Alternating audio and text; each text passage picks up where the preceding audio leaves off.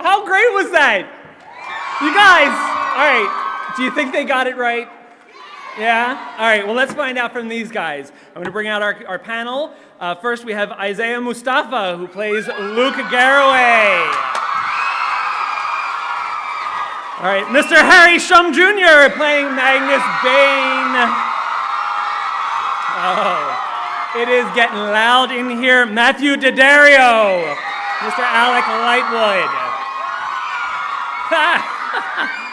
Miss Emerald Tubia, who plays Izzy Lightwood. Oh, yes, our Clary. Catherine McNamara. Mr. Dominic Sherwood, also known as Jace. Oh, again, let's get it loud for Simon Lewis, our Alberto Rosande. And now we have showrunner and executive producer Ed Decter.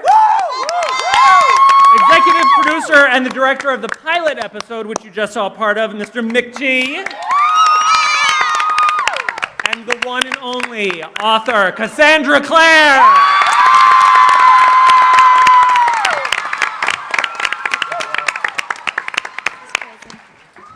Oh, wow. So many questions, right, guys? All right, well, let's start off with, just for the producers, let's just talk about the evolution of this project. What was the biggest challenge in getting it off the ground? The fundamental excitement of reading the books and realizing that there was so much we could offer all the fans out there in a visual capacity and parcel it out an hour at a time. Ed had a take, Cassie wrote the material, and away we went, and we hope we deliver for all you guys. All right. And how long ago did this all start? Exactly 1 year ago. Well, you did some good work in the last year. So when will we actually get to see more? I'm glad you asked. I'm here to officially announce that on January 12th, on Tuesday. Yeah! January 12th, Tuesday at 9 o'clock, following Pretty Little Liars, we will be premiering the show. Nice. All right. But before that? And before that, we have on December 6th, there'll be a special, The Making of Shadowhunters, and that will be on at 9:30 on December 6th. All right, okay. All right, so Cassandra, Cassie, the fans are obviously amazing and so super loyal to these books. How do you think, well, obviously, aside from you guys, how do you think they're going to feel about this take? I mean, I hope that they'll come to it with an open mind and that they'll, see what's been done here as sort of a riff on the books and that, they'll see that their characters are here. And, really for me, a huge part of what's exciting about this process is seeing what the fans think of it when it's out there. I mean, they haven't seen it, I haven't seen it, so we're going to experience this together. And, I hope we can all come to it open-mindedly as a take on the Shadowhunter world and see what it has to offer us. And how is it for you seeing something that is such a big part of you to become not just, an episode, but a series? I mean, it's amazing. I think it's wonderful that we have had this opportunity because usually with TV, you have a pilot, and then that pilot is either kind of accepted or rejected. And, by then, people have put, their heart and soul into the pilot and the idea of a whole series, and often it never gets more than one episode. So this way, we are, guaranteed these 13 episodes. They've all been shot, they've all been filmed.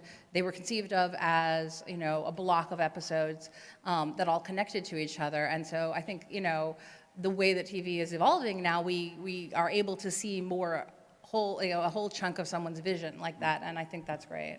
And how much, for the producers and you, how much of the first season will be of the book? Oh, I don't know if I'm allowed to reveal such spoilers as a thing like that. exactly. I think Ed would probably kill me. We didn't make it exactly season book, but what we tried to do is honor everything Cassie created, but still throw in some surprises, even for the really Mortal Instrument fans. Okay, all right. So some new material, new surprises, new characters maybe?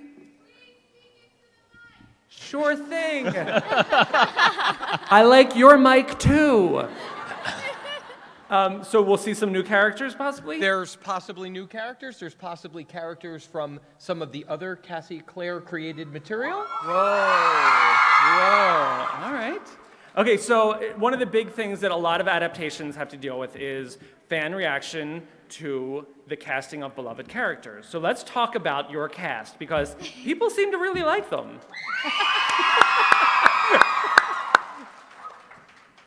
How did you put this picture together? Well, originally, I wrote the pilot for me and McGee to star in. And I was going to play Jace, he was going to play, he was going to play Simon. But somehow ABC Family didn't like that idea. And so we decided to cast these fairly attractive people over here. But I think it's fair to say it's an incredibly important responsibility because you see what was done with the film. All due respect to the film, we all enjoyed it very much, and there's a great deal of personal involvement to it. Take it easy. But we wanted to get it right. So when you got to go out and scour the world looking for your Clary, you gotta have the right Clary to rest, so much responsibility on. So everybody, we give you the great Catherine McNamara Yes. for starting. And the same thing goes for Jace and Simon, and Dom was such a good... And you'll be surprised to hear Dom's organic speaking voice action Dom. I'm British. This is how I talk day to day. I'm British. I don't talk like. Right on. And have you guys heard of this kid, Matthew Daddario? And Emerald, we are delighted to have you, and let's just say you're easy to look at, and you've done a great job representing Izzy, and I love it when your bracelet does what it does. Yep. Hi, Isaiah. How you doing? Oh, yeah. And last I checked, Harry Shum is no slouch. How about it for Harry Shum? So as you can see, we really wanted to honor the fan base by creating characters and having actors that could shoulder the responsibility and deliver for you guys week in and week out. Hopefully we've done you proud, and away we go. Nice. All right, so Catherine, first of all, can we all accept the fact that, on screen, she looks like this giant badass, and she's the tiniest person alive. She's a pocket pal. She's so tiny, and you look like what is the best part of playing this character? I think the best part of playing this character is having such a rich base to draw from with the books and with the fan base and with the rest of the cast and everything. Everybody involved in the project has been so passionate about it, and it really has elevated everyone's work. And so I hope that, what I've been trying to do is going to live up to everyone else's amazingness. But I love Clary because she has this blend of strength and vulnerability, and she has a huge journey that only barely begins in the first season, and I'm really excited to share it with all of you. And Dominic, aside from the accent, because it can only get better with a British accent, Everything's better with a British accent. this guy is, we know this guy, but what Yeah. are you bringing that is going to surprise viewers? Well, I mean, hopefully, having read the books and kind of the breakdown that we put together for the show, whenever you do a new version of something that has already been done once before in, let's say, the books or the movie or whatever it is, you have to, or in our opinion, we have to kind of refresh that and rejuvenate that with all of the wonderful stimulus that we've had before, and of course try and keep it as fresh as possible. So for me, the biggest thing that we kind of brought to Jace was his arrogance. And his contempt for his own mortality. He's very devil-may-care, and yes, there's that. And then we grow into Jace's history and his past, and we find out that Jace can in fact be a little vulnerable at times. But that's later on in the season, so you're gonna have to watch. All right, okay. And Emerald, like Catherine, you're a teeny tiny lady. Yes. And but I'm actually smaller than Kat, a little but bit. but Izzy is Tiny but mighty. Izzy's a badass. She is. Yeah. I love Izzy. She's so passionate. She loves as passionate as she fights, and it's amazing to be able to portray such a strong character. And being Latina and being able to do such a strong role. I'm just so happy ABC Family at Dr. McGee, gave me the opportunity And I hope it opens more doors to girls like me that, want to make the difference and break the mold. Okay, oh, Matthew. Isn't he so cute? I mean, come on. I get to be his sister, right? We look exactly the same. All right, so Matthew, Alec in the books, he had some very deep feelings. He's very conflicted. He felt a lot of things and people. Yeah. How much of that are we going to see coming forward in the show? I can't really tell you that. It's sort of a surprise. It's classified. You will, if you're a fan of Malik, you might be happy. I don't think it's any accident they're sitting next to each other. We did this for you guys. So to the producers then, how long, what time around should we set our DVRs for the kiss? Or should we just get it out of the way now? When did we establish that there's a kiss? We'll have to see. All right. We'll have to see. Mr. Isaiah, Yes. down at the end, Luke Garraway, or shall we say Lucian. Take your pick. This is not your average New York cop. No, he's not. No. So what's this guy bringing to the pack? What? Oh, that's really funny. You said, what's he Thank bringing you. to the Thank pack? you. Plenty over here, are we? I like the way you phrase that. Law and Order every time is what I say.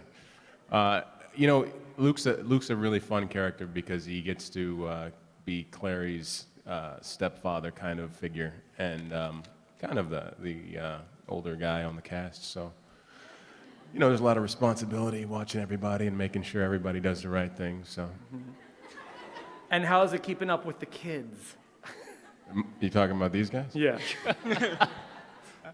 It's kind of hard, it's a little tough, but I'm not used to those late nights and early mornings, but my body recovers, Like a werewolf. yeah. Werewolves have quick recovery? Is Sure, that- they got to power down. Oh, that's sure. good. I know nothing about werewolves. And now, Alberto. Yes. Mr. Alberto. I got 2 mics. So Simon's not so mundane. No. No. How does he fit into this world? Well, as we all know, Simon's Clary's best friend. Yeah. Right? Yeah. He fits into this world because he's so loyal. I mean, he loves Clary so much. It's something that I think is quite beautiful to see that love, that someone can actually care that much about another person and really want the absolute best for them, regardless of themselves. So he fits in because he kind of gets dragged along. He doesn't want to leave Clary alone, and he doesn't want her to ever be in need of someone. So he always wants to make sure he's her right-hand man, right? Isn't Alberto the sweetest? But do you think that maybe Simon would find someone else to love? Oh. Well, I mean, Sizzy!